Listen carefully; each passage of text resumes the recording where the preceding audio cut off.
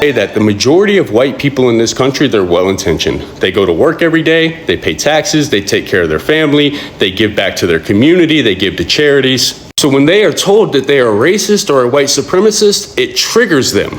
How dare you call me those things? I'm a good person. I welcome you to Comfort for Life. I share a collection of TikTok videos for educational purposes. If you're new here, consider subscribing to the channel. To my returning subscribers, I love and appreciate you for your comments, your likes, every contribution that you're putting on this channel. I appreciate you.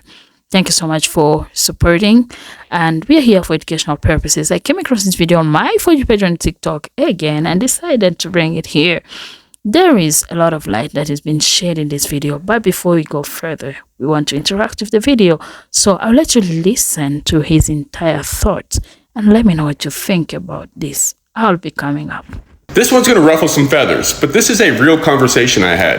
A friend of mine said, Danny, do you really believe that white people are racist? Do you really believe that they are white supremacists? I said, not all, but the vast majority. Unless you're actively doing the work to dismantle the politics of white supremacy, unless you're actively deconstructing and re-educating yourself, you are likely racist. I said, if you are white and born in the United States of America, you are born into a system that by design was created to target, marginalize, and oppress certain demographics of people. I told him my racism wasn't because I hated black people. After all, I had black friends. I played sports with black people. I love rap music. Some of my favorite sports stars were black. How could I be racist? And the truth is, we can conquer interpersonal racism in our personal lives by having black friends, by dating black people, or listening to black music, or loving the culture. But if you're still upholding institutional racism, by default, you're a racist.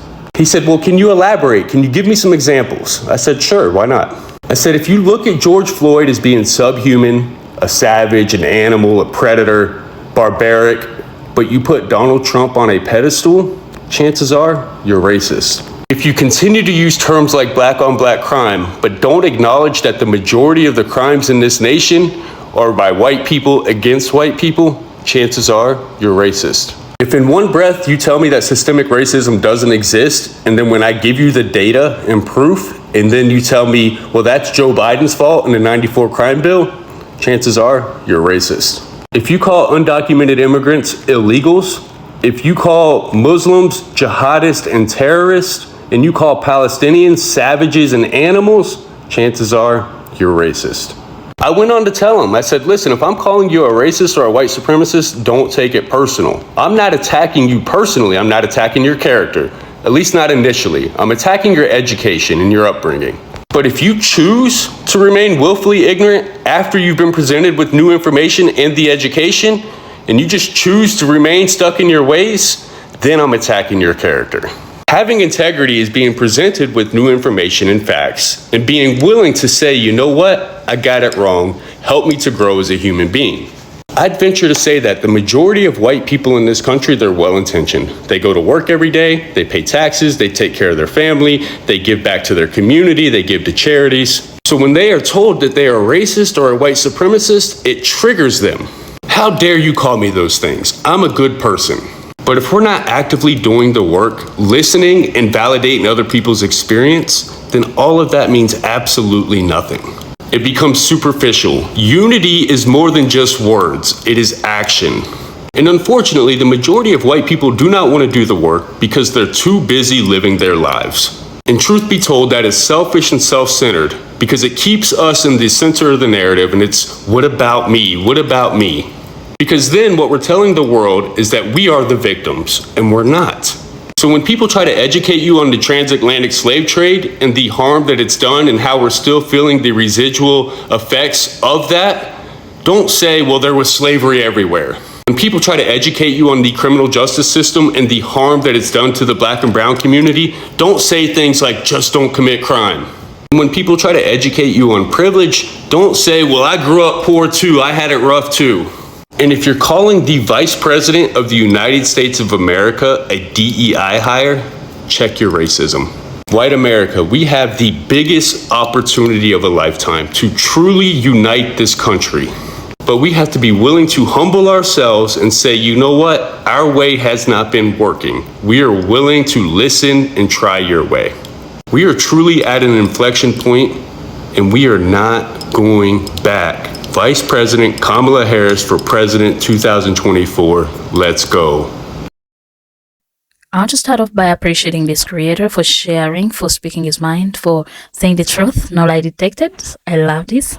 And yeah, it's been an inspiring video. And what do you think about this? I don't want to speak for you. What do you think personally about this video?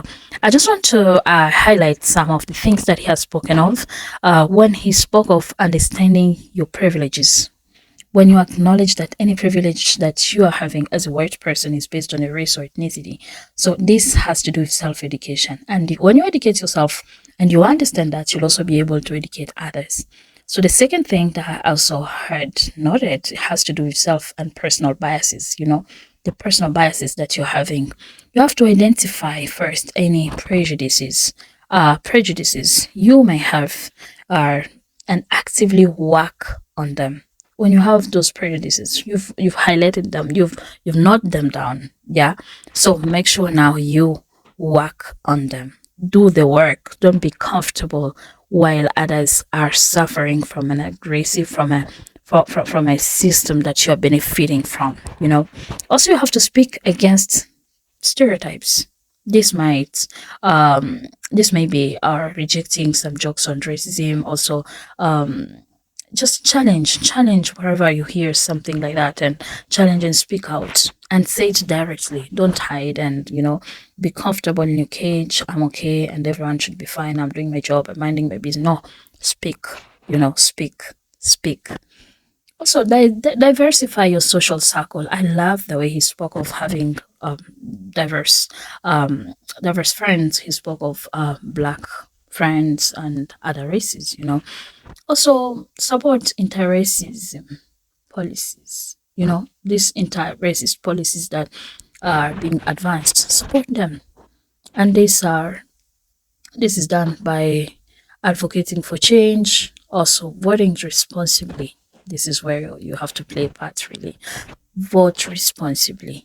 The person I'm voting, are they really thinking of others, or are they just thinking of me and others? You know, even when your privilege is included, even though you are part of those privileged groups, you also have to know that there are others who need me, who need my voice for them to be able to at least get somewhere.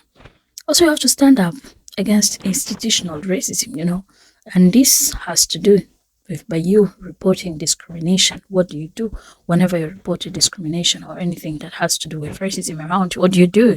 You know, participate actively in the community, you know, participate.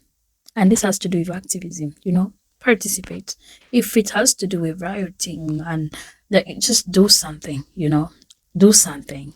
That was it about this video. I love and appreciate your time. Thank you that you have spent your time watching this video, and let me your thoughts. Let me know what you think about this video. Is it solving any problem? Because I had people saying this is not solving anything. Is this solving any problem, any practical problem that we are facing right now? Let me know in the comment section. Goodbye for now. Appreciate you.